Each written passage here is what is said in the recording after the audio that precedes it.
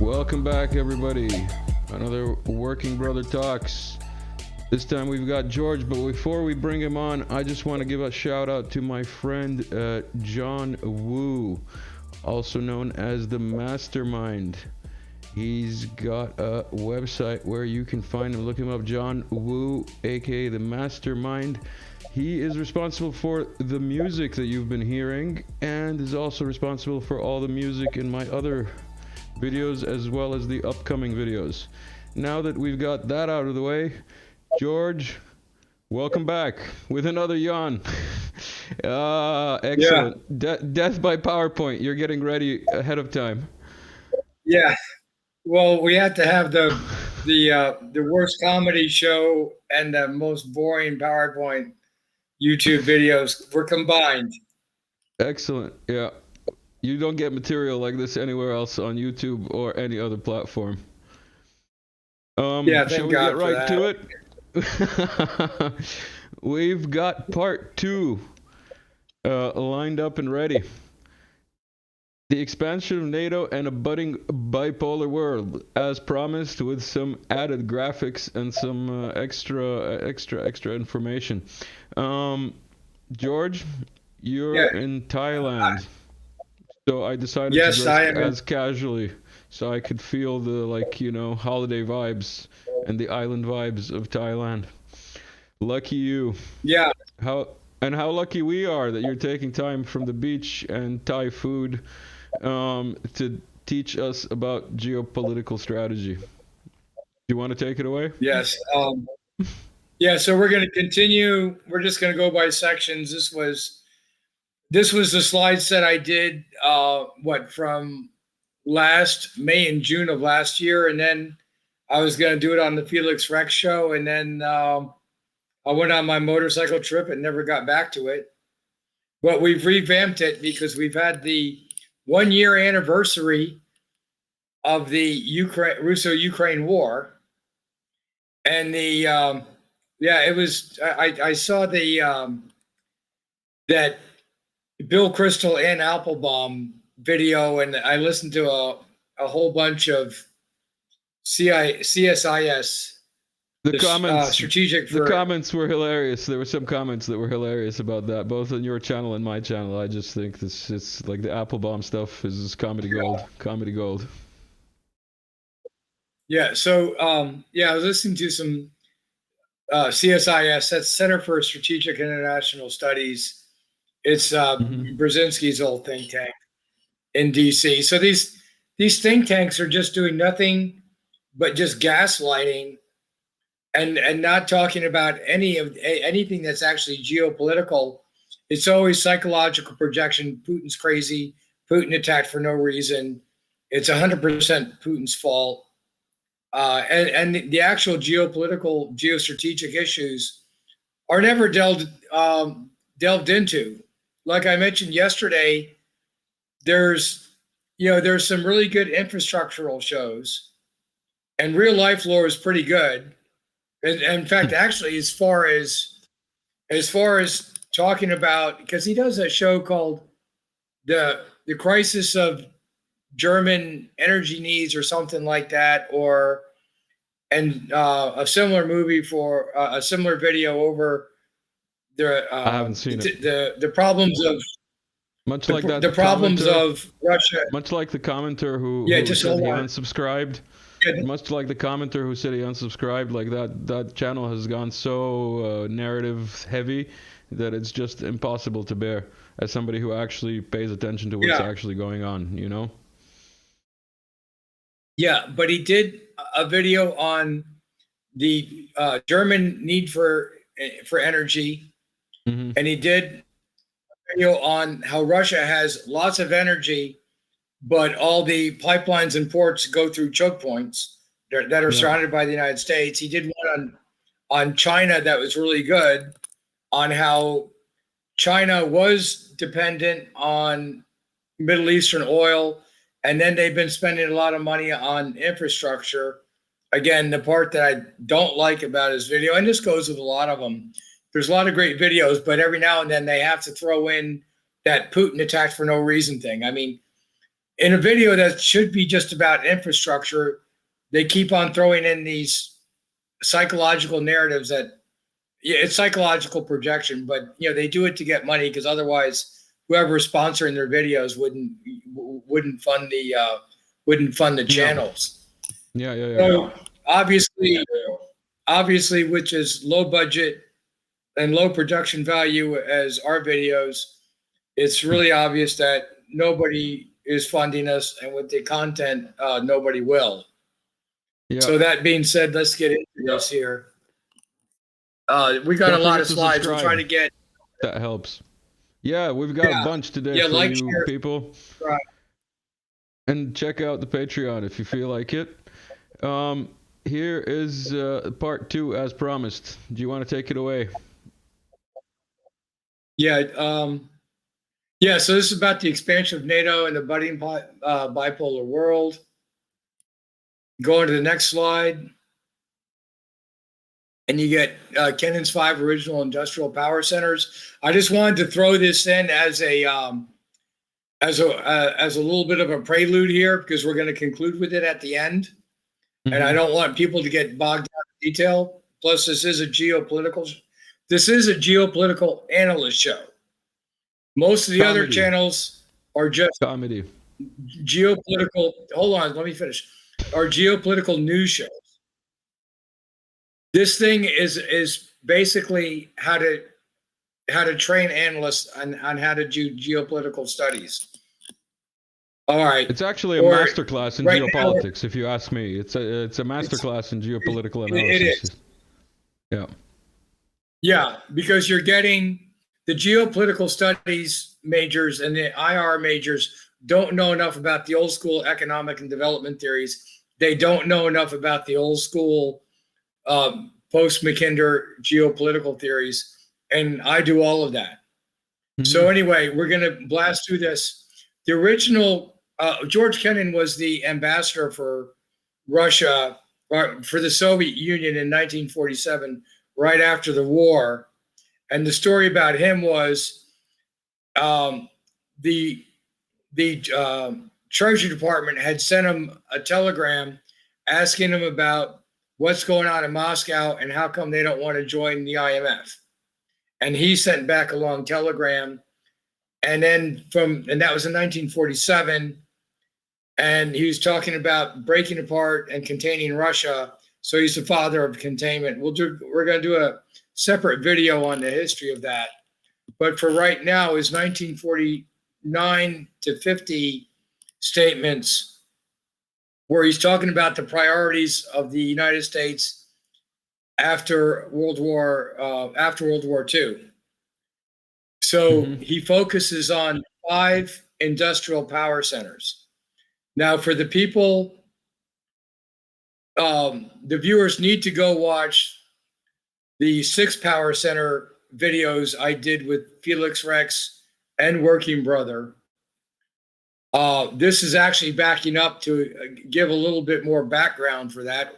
So you can watch this and then go watch that. But either way, you need to watch both of them because it gives different perspectives. So this is after World War II. More there. Yeah, there's 2 competing theories here. Henry Morgenthau, the previous ambassador, wanted to deindustrialize Germany and return it to an agricultural society so they could never become a world power ever again. Competing with that was Kennan, who said, no, there's 5 industrial power centers. Most of them are destroyed, and we need to revive them in order to contain Russia. So the first power center was the United States. His second industrial power center was the UK. His third power center was the Ruhr Valley and France. His fourth power center was Japan. Now, power centers 2, 3, and 4 on this map were destroyed by World War II and they needed to be revived. So then that became the Marshall Plan.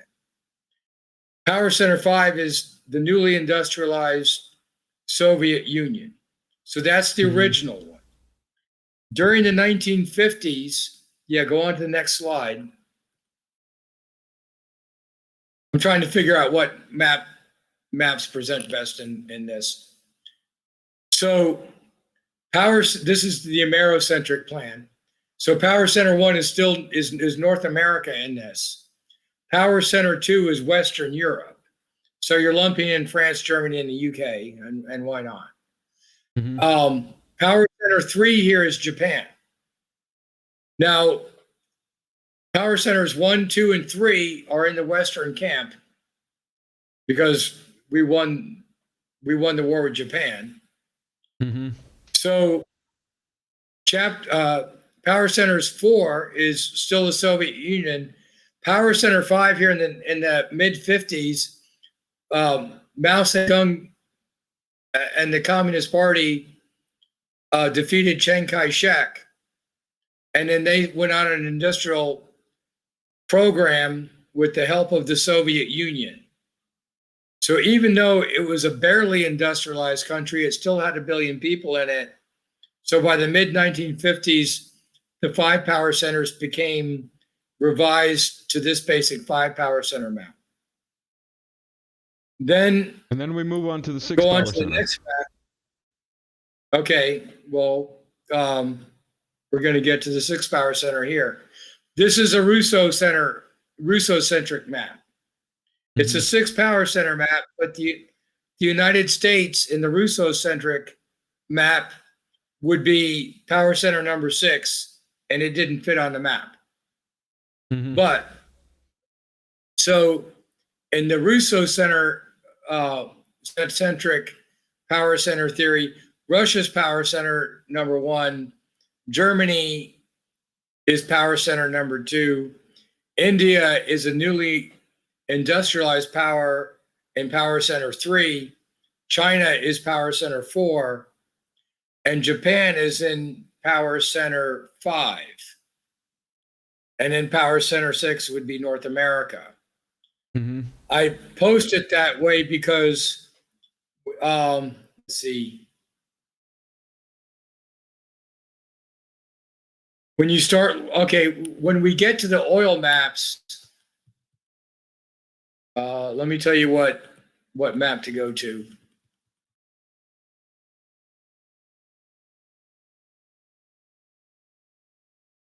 Yeah, sorry, we're gonna have to jump around maps a little bit.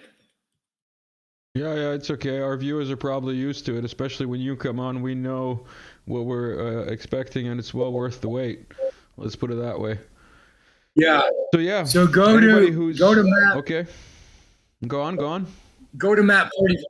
Go to map 45. 45. Or go to 46.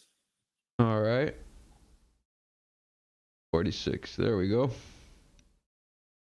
All right. That's a map of all the minerals, oil and natural gas reserves. Mm-hmm. It's the whole country is just loaded with everything that an industrial center wants. Yeah. We have other maps. Go back to map 45. Oh, 45 right away. Yeah. Yeah. These are all the right. pipelines. Yeah. When you look at that's got more of the oil fields. Mm-hmm. And the takeaway here, and some of the pipelines, the takeaway here is they're spread all over from one end of Russia to the other.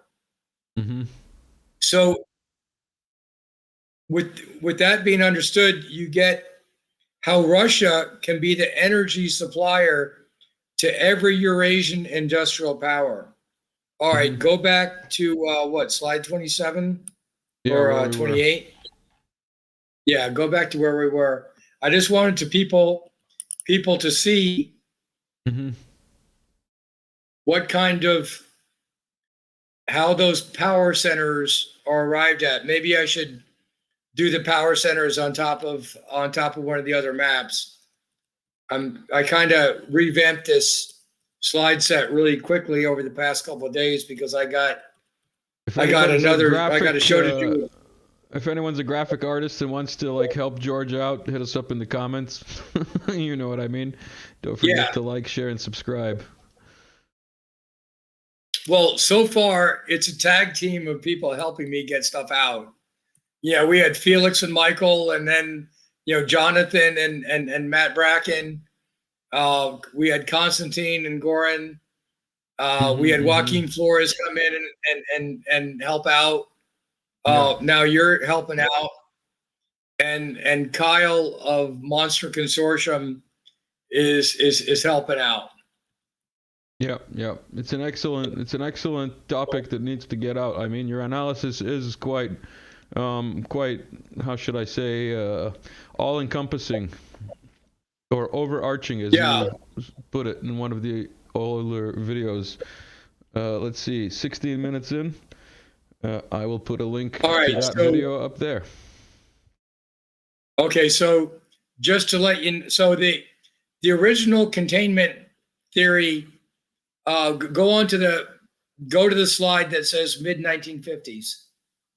Oh, the one before? Yeah. No, the other way. Yeah. All right. Because the idea of the power center theory, and because this started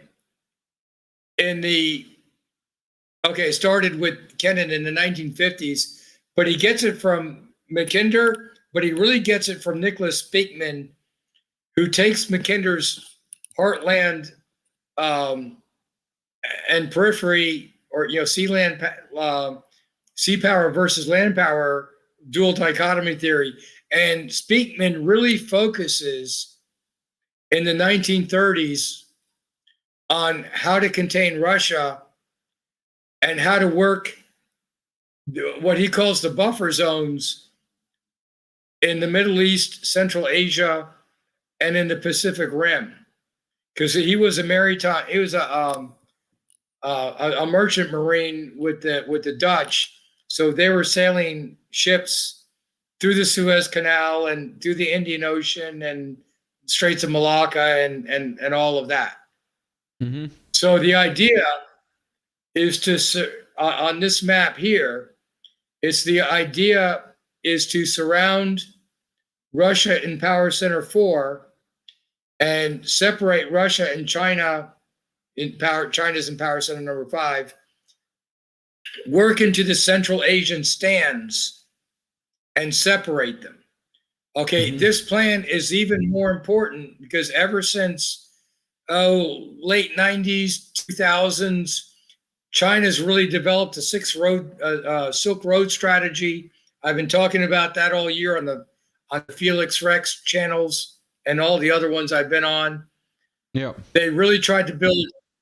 They tried to fix up the old Soviet railway and highway infrastructural projects, and they built these long pipelines from Beijing to Urumqi and into Turkmenistan, and then they put the pipelines down in Iran because Iran has difficulty skirting Western sanctions.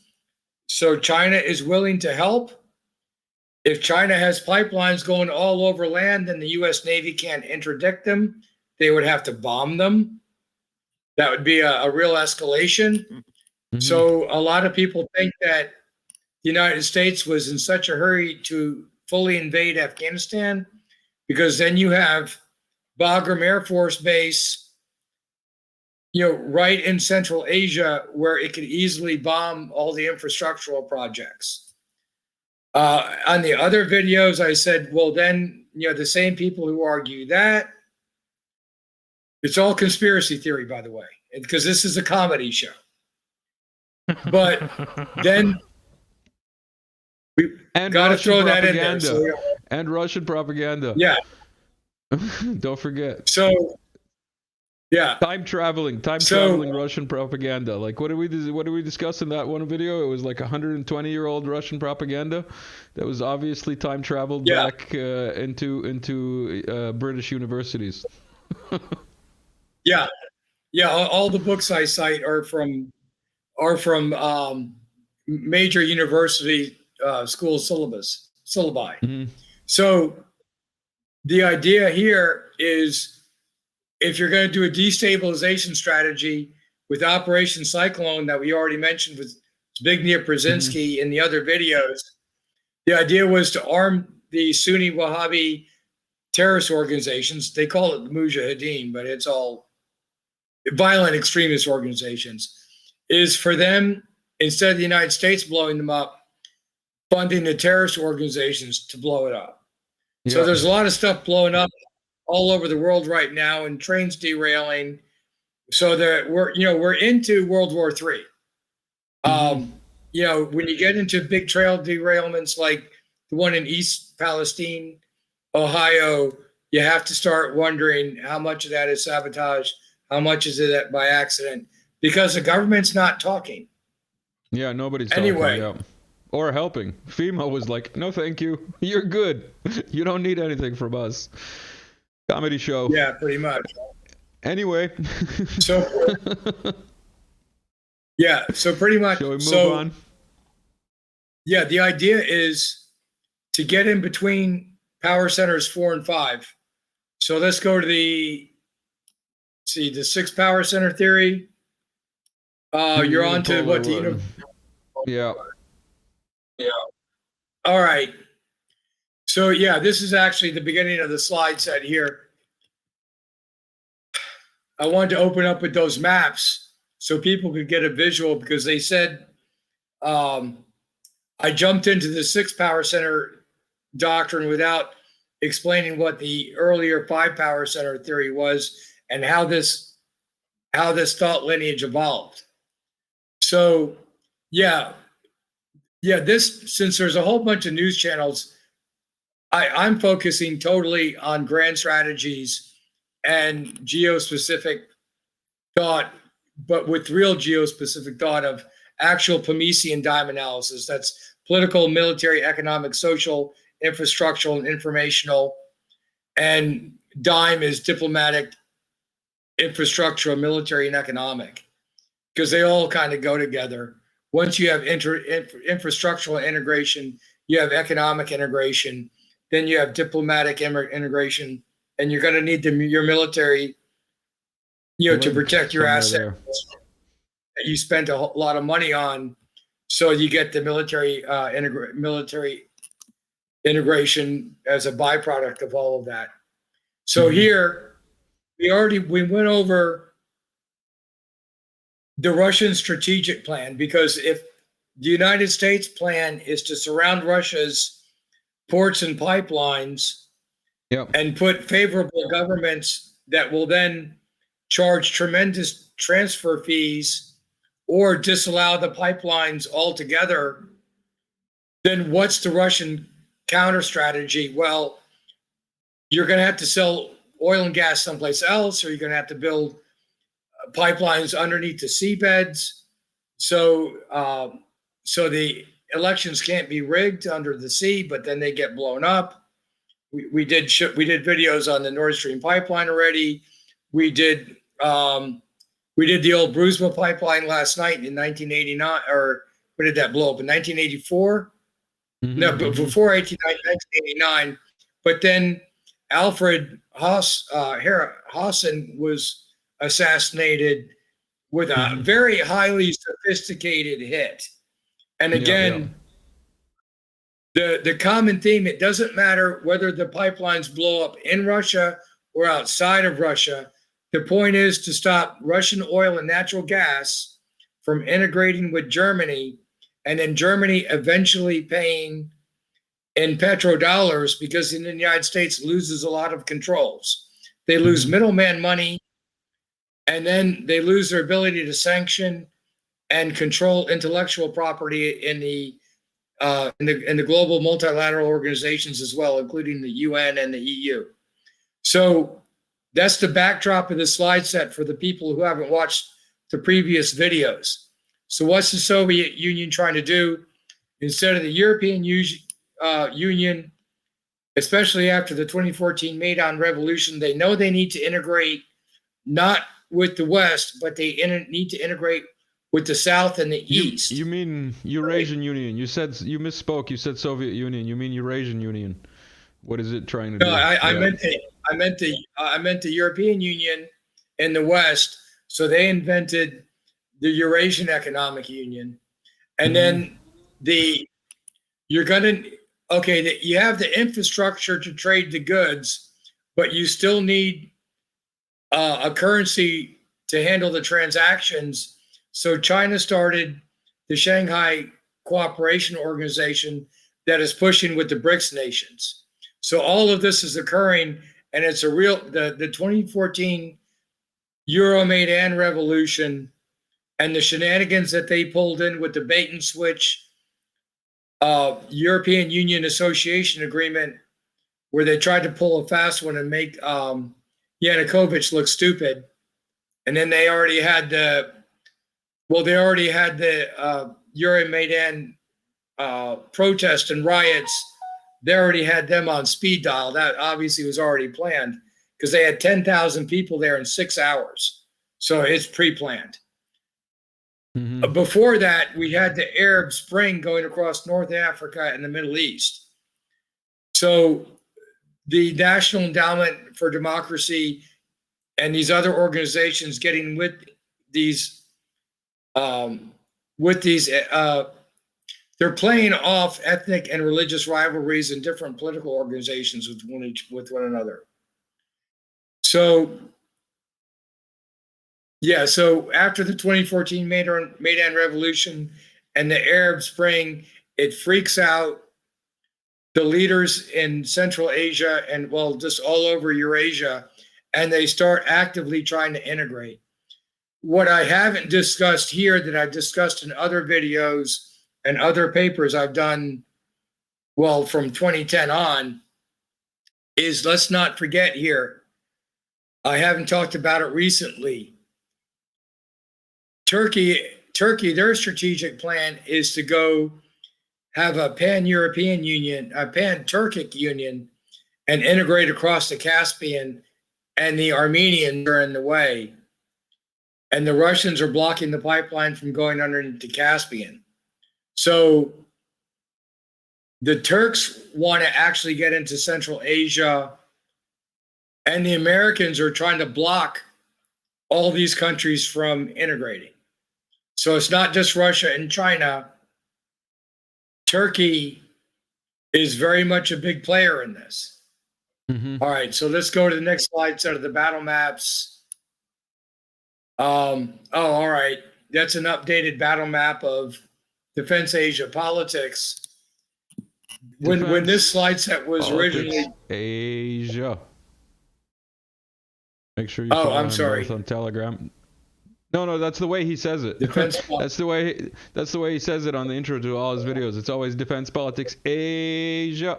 So yeah, go subscribe to Wyatt. Find him. Make sure you follow that. Good updates. Shout out to Wyatt. All right. Go on. And get me on if you can. Oh, so, yeah, maybe. Why not? That would be good. I'll hook you two up. Yeah.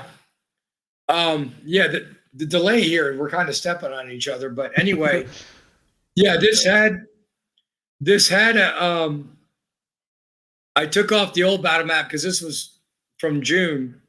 I had Jacob Dreisen's map up there from a long time ago.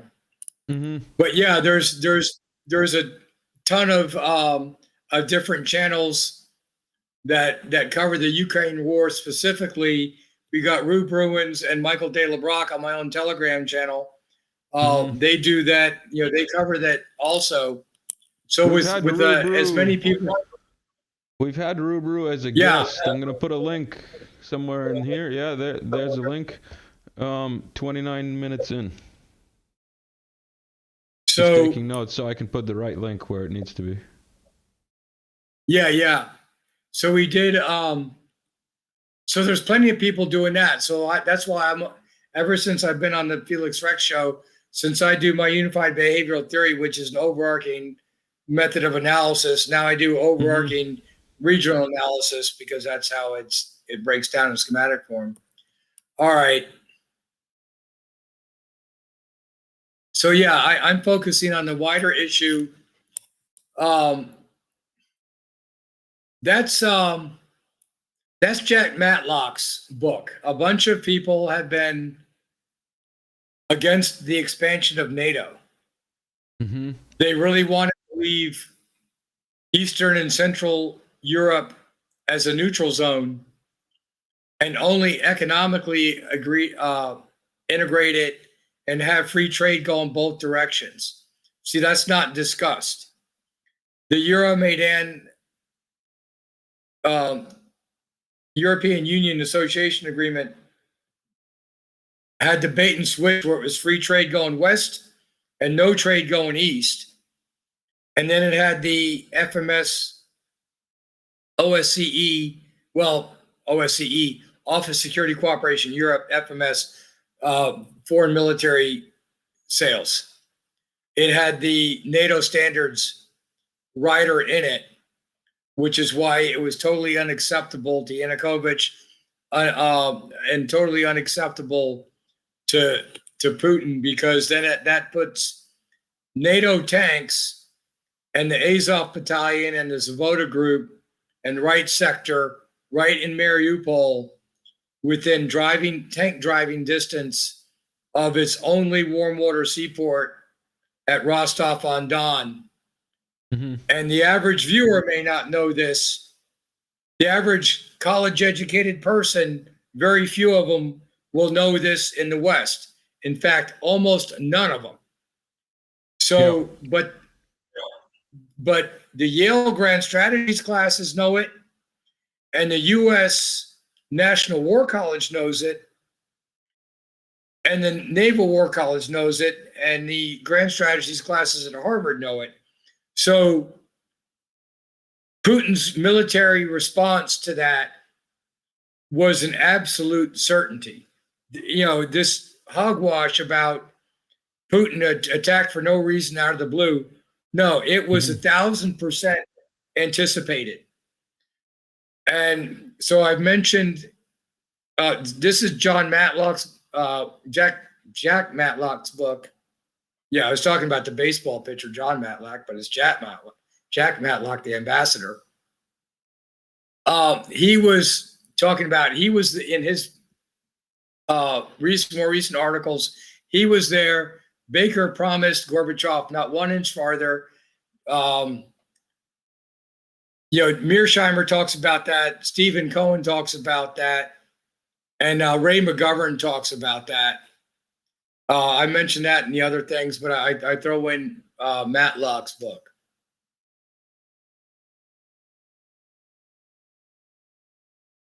Yeah, okay. Here. Yeah, there was, I've talked about this before in the other videos. There was a great expectation of a Kantian peace plan of economic integration, a move towards democracies, and expansion and inclusion of Russia into various multilateral organizations. So that's Francis Fukuyama's book talking about that. I pitted that against Zbigniew Brzezinski's Out of Control and the Grand Chessboard below it. His book, Out of Control, was about all the ethnic hostilities and rivalries that might come open after the Soviet Union backed out of a lot of these areas. As the United States has destabilized the Middle East and Central Asia, a lot of the Leviathan-type governments that were keeping these ethnic conflicts under wraps have been lifted. Now there's a lot of minor conflicts. So Brzezinski talks about that in his, when was that book? 1995, 96. And then I think his Grand Chessboard book was 98, somewhere in there, close enough. I got that Mackinder map of the heartland versus, or the world island versus the peripheral areas, because Brzezinski builds off of, he mentions Mackinder's outdated.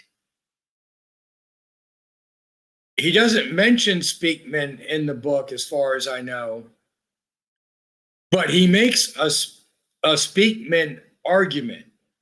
as far as using the buffer zones to encircle Russia and separate Russia from China.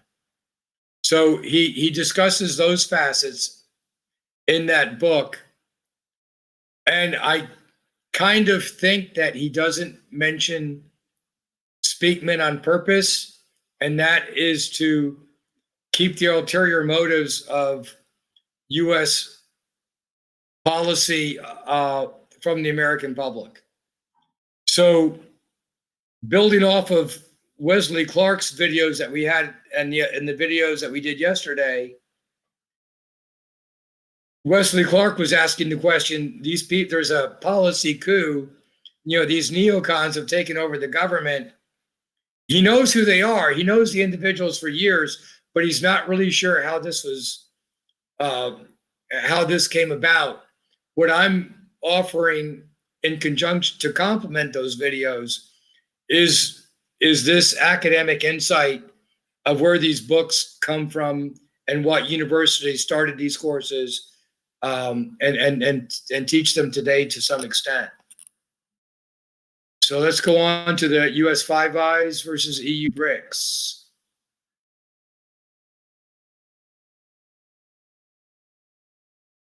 Yeah, so here the idea is the US Five Eyes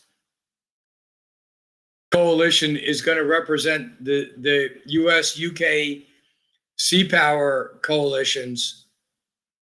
And then you have the Eurasian Economic Union and BRICS. That's basically going to be the Eurasian heartland trying to integrate. Well, it's going to be Russia. It's going to be the six power center theory. Russia trying to integrate with five of the six powers, with the sixth power being off the map in North America. Maybe I need to work that in the map somehow. Oh yeah, I have the picture of Peter Hopkirk's Great Game. The Brits have been trying to surround Russia since the 1700s. The Great Game is talking about, Britain has really started the Great Game in its incursion into Afghanistan in the late 1700s. The Rory Stewart video discusses that, titled The Great Game. But here's Hopkirk's book talking about that also. Where actually the title of Rory Stewart's book comes from Peter Hopkirk's book.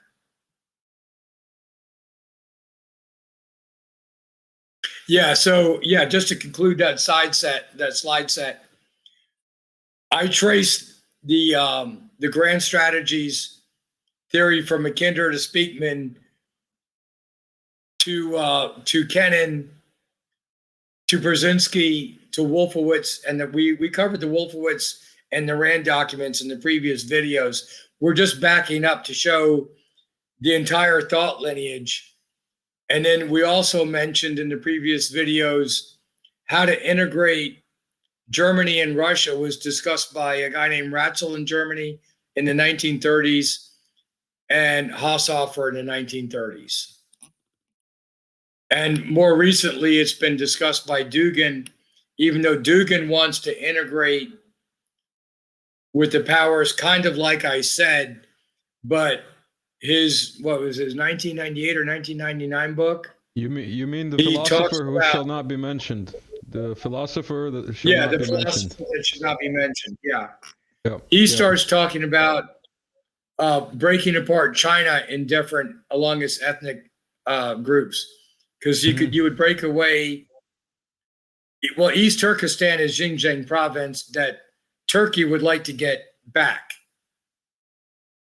And then you have Tibet in southwestern China that would like its independence and would probably it would like to align with Myanmar and Nepal and Bhutan because they're all Buddhist countries. So that would be the way that you would break apart large chunks of China and then narrow it down to the Han Chinese area in the east. And then still you're going to have you're going to have the Cantonese and the what's the other Chinese? Sometimes I have premature senility. Don't ask me. I don't know. Yeah, I don't know the Chinese. the Han? mainline Chinese dialect. Han? No, the Han, but Mandarin? the Mandarin. I couldn't think of it at the minute. Yeah, they would like to really boil it down to the Mandarin and Cantonese areas. So let's get over to, sometimes I get premature senility, but let's get through this. All right, so here I talk with the people that were against the expansion of NATO and how peace was squandered during the 90s intentionally by the neocons that Wesley Clark was talking about. And again, the motive for it was, if Russia integrates, we could have world peace. On the other hand, the United States may not be the only world superpower. Russia and Germany may be that superpower instead of the UK and the US. So it would shift the global center of political gravity from the Anglosphere to a German Russo sphere.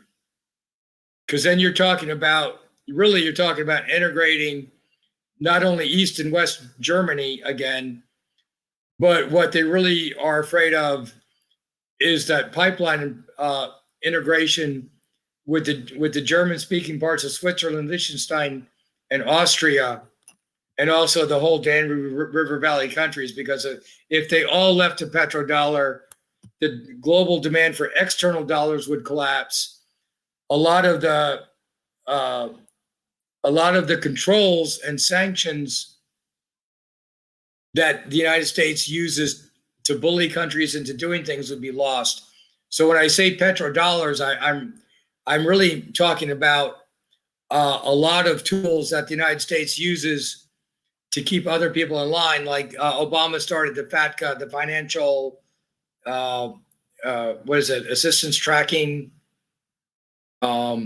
Act, where even the Swiss banks have to report on any person with a U.S. passport using their banking system. So now they want all the banks in Europe or really anywhere in the world to report to the United States Internal Revenue Service. That's so when I'm saying petrodollar, I'm talking about all these other angles that the United States uses to exert control. I would like to bring somebody else on that's an expert in that, if we can. A lot of people don't want to come on because you're jeopardizing, you could be potentially jeopardizing your livelihood for what, a YouTube commercial? I mean, but we're trying to be objective here because we want democratic informed consent is what we're after here. So you to get both points of view, you could have maybe had a world peace, but then the United States, there would be other powers that would be just as important. We discussed the Mike Whitney article yesterday, where he's talking about the global center of gravity would be Berlin and Moscow, because the United States deindustrialized. Because remember yesterday I talked about the Robert Reich book and Clyde Prestowitz's book about the United States hollowing out its industry. Okay, so NATO, okay. Yeah, on the Duran, Alex and Alexander always talk about the purpose of NATO is to keep the U.S. in Russia, the U.S. in Europe, to prevent World War III, Russia out of Europe to prevent World War III, and Germany down in Europe to prevent World War III. And what's happened is the United States and NATO, excuse me, is actually in Europe starting World War III. So you get a strange juxtaposition there. Excuse me for 1 second. Let me get some water and we'll see how many slides we can get through today. Yeah, no, we've been doing good today. It's only 45 minutes in, and we've already gotten through more than 4 or 5 slides. That's pretty good for some of the standards that we've set in previous times. Yeah. So, yesterday we kind of talked and had some fun, and yeah, of course, some people. It is a comedy show after all. Some people complain, so we're trying to get through this a little bit faster. They just want me to.